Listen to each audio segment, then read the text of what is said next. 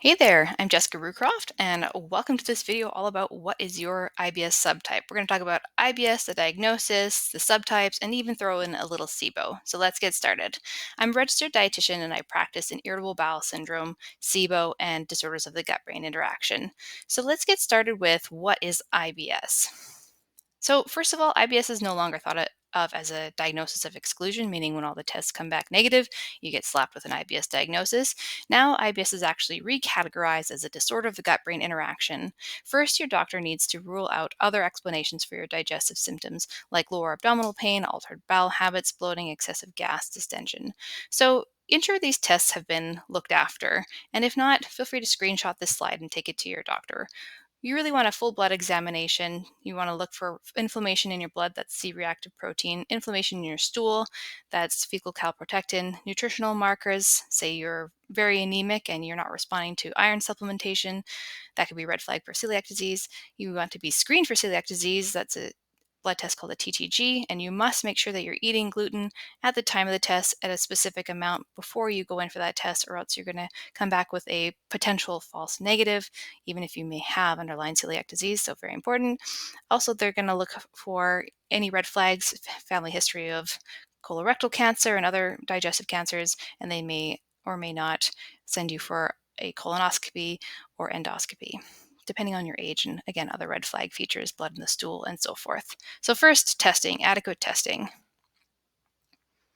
Next up, your doctor is going to take your medical history and compare it to the Rome 4 criteria. So the Rome 4 criteria is recurrent abdominal pain at least 1 day a week for the last 3 months, and it's associated with 2 or more of the following you see here: related to defecation, associated with a change in frequency of stool, so maybe you're going more or you're going less, and it's associated with a change in stool form or consistency of the stool. So your stools are getting too soft or they're getting too hard. And your symptoms must have started at least 6 months ago. Why? Because they want to rule out other things like it's just food poisoning or food-borne illness or traveler's diarrhea that's resolving. So they want to make sure that this has been happening longer than 6 months and it isn't easily explained by something along those lines.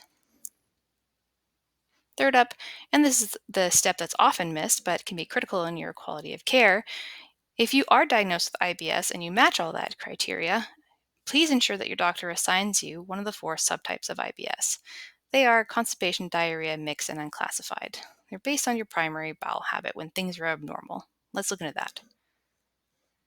So, first up, we have constipation-predominant IBS. You're pooping out these rabbit pellets, are hard to pass, or these rabbit pellets that are shoved into a lumpy log, also difficult to pass.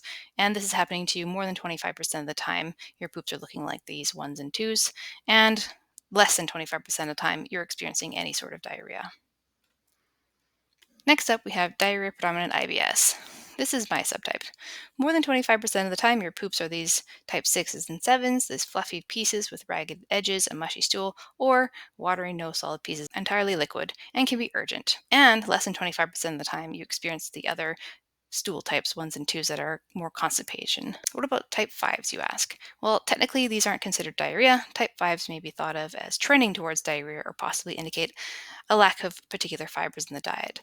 Some poops can be also long, skinny, or orange colored. All right, IBS-M, you get the funnest roller coaster subtype here. You're altering between these type 1s and type 2s and type 6s and 7s more than 25% of the time. In other words, you're having these constipation type stools, and more than 25% of the time you experience diarrhea type stools. Did you know that IBS-M is actually rooted in constipation? And usually when I see clients resolve the underlying constipation, their bowel habits tend to normalize. All right, unclassified IBS, IBS-U. You meet the diagnostic criteria for IBS, like abdominal pain at least 1 day a week, but you don't exactly fit into any of the neat subtypes in that 25% rule. Often I see SIBO here, if your worst symptoms are gas and bloating especially. All right, let's talk about SIBO. New research is out implicating the overgrowth of certain gut bugs in different types of IBS, such as M. smithii in IBS-C, which is technically called intestinal methanogen overgrowth, if your breath test methane levels are higher than 10 at any point in the test. M. smithii is a gut bug. It's actually an archaea, not quite a bacteria. It's a different type of gut bug. It emits constipating methane gas on the smooth muscles. This tends to have a constipating slowing effect, which could be an explanation of why people with constipation tend to have lots more of these critters growing in their guts.